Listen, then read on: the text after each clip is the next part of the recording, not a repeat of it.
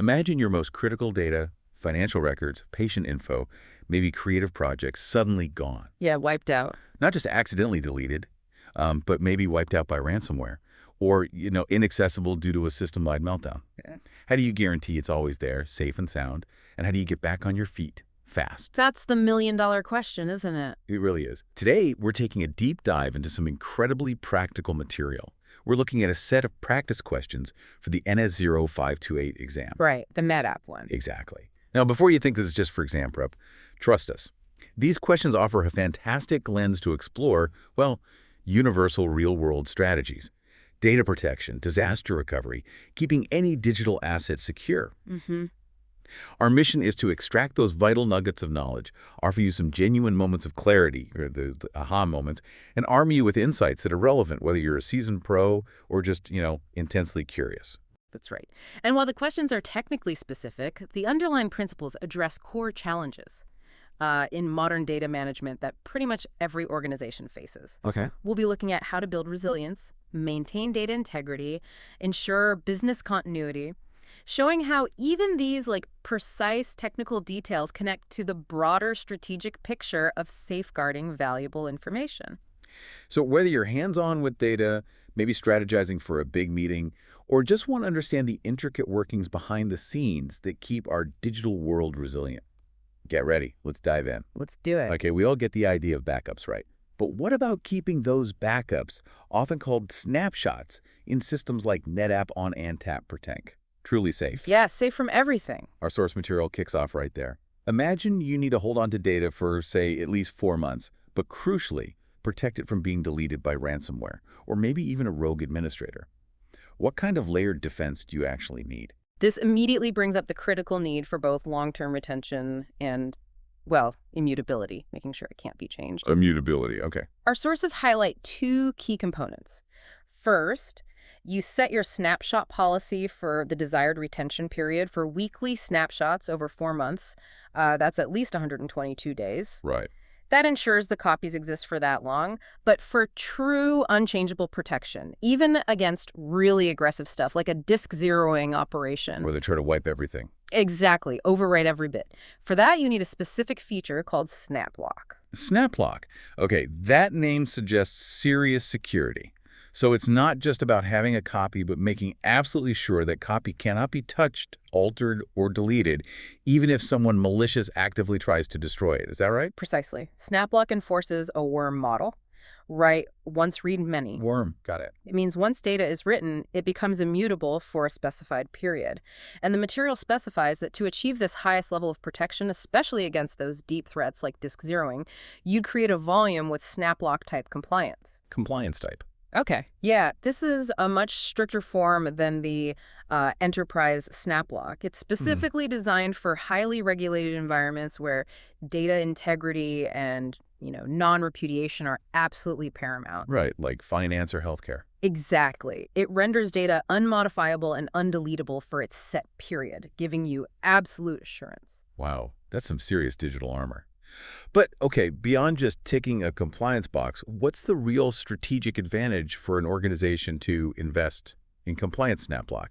Is it about risk mitigation, legal stuff, or maybe even building customer trust? Well, it's really all of the above, but particularly risk mitigation and legal defensibility, absolutely. Yeah. In industries where regulations like, say, SEC Rule 17a-4 or GDPR are in play, proving data hasn't been tampered with is just non-negotiable.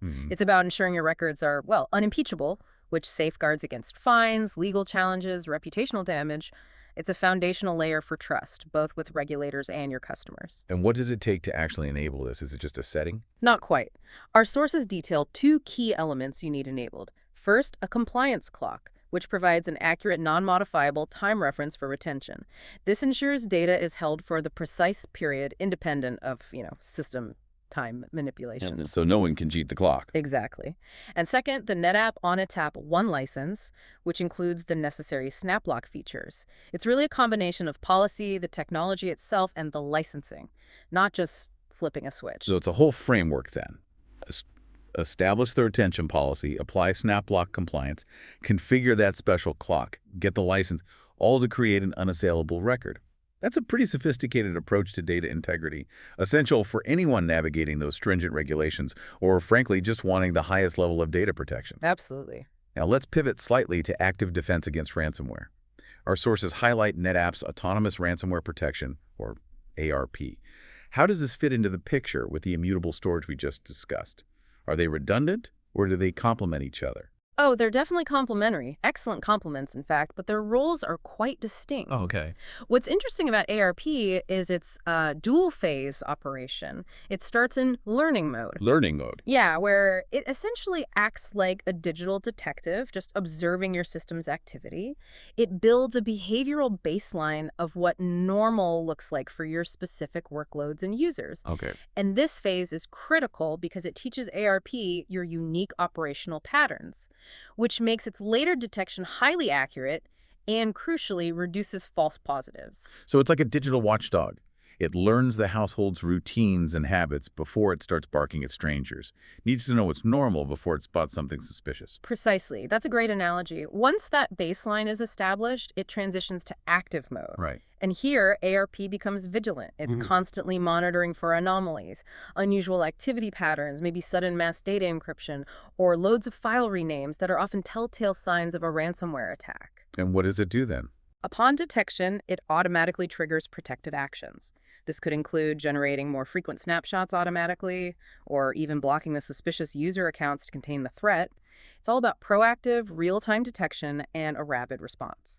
So ARP is designed to detect and try to stop an ongoing attack, or at least limit its spread, by spotting that unusual behavior. Right. What specific kinds of ransomware is it best against? Does it catch everything? It's particularly effective against file-based ransomware, the kind that tries to rapidly encrypt or modify large numbers of files. Ah, the noisy kind. Exactly. Because it monitors behavioral patterns, it can catch the symptoms of an attack, like one user account suddenly encrypting hundreds of files, even if the specific ransomware variant is brand new. Oh, that's clever. Yeah. It's less about matching a known malware signature and more about identifying the malicious behavior and its impact on your data.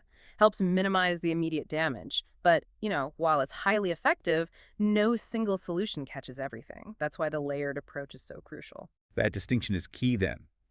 ARP helps detect and potentially prevent the initial infection and spread, Right, by spotting the suspicious activity. while SnapLock ensures that even if an attack does succeed and encrypts your live data, your critical recovery points, those snapshots remain absolutely safe and untampered with. Exactly. They really are two sides of the same coin, working together for a robust, multi-layered defense strategy. Okay, that makes sense. Now let's zoom out to the ultimate safety net: disaster recovery. If an entire primary data center goes offline, fire, flood, whatever, how do you flawlessly get your data to a secondary site and bring everything back online with minimal disruption? Our source material delves into NetApp's SnapMirror.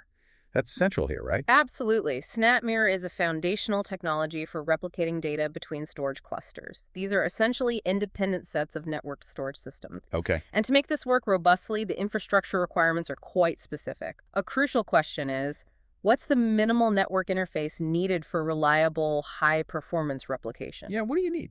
Our sources clarify that for cluster-to-cluster SnapMirror, you need at least one intercluster LI per node, Hello, logical interface. Think of it like a dedicated network address that allows each piece of your storage system, each node, to communicate. Okay. Having one per node ensures that data replication traffic is balanced across multiple network paths. It prevents a single point of failure and provides the resilience you definitely need when you're moving potentially massive amounts of data. Right, redundancy and performance baked in. That makes perfect sense for setting up the DR infrastructure. But let's talk about common operational pitfalls. What happens when you set up SnapMirror, you think everything's fine, and then inexplicably, you're not seeing the expected snapshots appear on your secondary volume? That sounds like a potential nightmare. Oh, it truly is. I remember a client who spent days, literally days, troubleshooting exactly this issue, and it turned out to be a single overlooked detail. What was it? Our material points this out clearly. SnapMirror replication relies heavily on snapshot labels. Labels, like tags. Exactly. If the specific label SnapMirror is configured to look for is missing from the snapshot policy on the source volume, it simply won't know which snapshots to replicate. Ah, It's a small configuration code, just a tag for the data, but it can completely halt your replication process. The destination might be ready, the network's fine, but if the source isn't properly tagging what needs to be sent, nothing moves. It's a classic gotcha. wow. That highlights how meticulous attention to detail is just paramount, especially with complex systems. Hmm. And speaking of meticulous configuration, another crucial consistency point comes up with cloud tiering, right? When you're moving data between local storage and the cloud. Can you just mix and match policies there during replication? Absolutely not. Consistency is key here. If your source volume is configured with, say, a snapshot-only tiering policy for cloud tiering, Meaning only the snapshots go to the cloud. right, to save space on your primary storage. If that's the case, then your destination volume must also use that identical snapshot-only policy to maintain consistency during SnapMirror replication. Okay, no mixing and matching. Trying to use other policies like an auto or all tiering policy on the destination, it simply won't work in this scenario. It really underscores the importance of matching configurations end-to-end for seamless, reliable data movement, prevents unexpected errors or data inconsistencies. So rigorous consistency across policies and configurations is non-negotiable for smooth operation. Okay. Yeah. Now let's consider the recovery itself. You failed over to your DR site, everything's running there. When it's time to move operations back to your original site, the failback, you want it to be as fast as possible, right? Always. Time is critical then. Our source mentions a quick resync true option. What's the trade-off there? Because, in IT, speed usually comes with some kind of cost. Indeed it does. This is where that balance between urgency and long-term efficiency really comes into play. Right. While the quick resync true option significantly shortens the failback time, gets you back to normal operations much faster, it comes with a specific consequence. It skips the preservation of storage efficiencies. Ah, okay. What does that mean exactly? It means things like deduplication. Removing duplicate data blocks? Yeah, compression. Shrinking files? And compaction optimizing data layout. All those things that work together to save disk space. They'll be lost on the source volume after the resync using this quick option. So you gain speed and recovery, but your original source volume will end up using more physical storage space than it did before the failback. Precisely. It's a critical decision with implications for both recovery time and ongoing storage costs. You have to weigh those priorities. That's a fascinating trade-off. Speed versus ongoing storage optimization. Yeah. Really need to think about what matters most for your organization's needs and budget. Okay, what if an organization is upgrading its systems? Say, needs SnapMirror to keep working between different software versions, like from an older NetApp on NetApp version to a newer one. How do you maintain continuity during that kind of change? Yeah, that's a common scenario. This is where version-flexible SnapMirror becomes essential. It uses what's called an XDP-type relationship. XTP. If you're upgrading your source cluster and you want to leverage this flexibility, allowing SnapMirror to function across different on-attack software versions, and you currently have an older DP-type relationship, well, it's not an automatic upgrade. You have to actively change it. You do. The source material clearly states you must delete the old DP-type relationship and then explicitly create a new XDP-type relationship. It's a deliberate manual shift to embrace those new capabilities and ensure forward compatibility. Not automatic. Good to know. And finally, protecting all this replication traffic. We're sending potentially sensitive, maybe business-critical data between sites, sometimes maybe even across public networks. Yeah.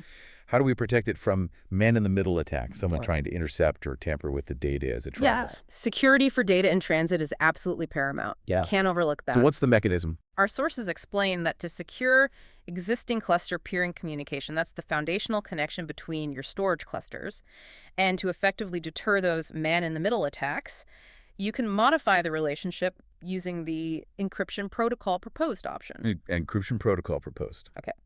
This command enables encrypted communication, specifically using TLS, transport layer security. Standard web encryption, basically. Pretty much, yes. For all the replication traffic, it effectively creates a secure encrypted tunnel for your data as it moves between clusters, protecting its confidentiality and integrity during the entire replication process.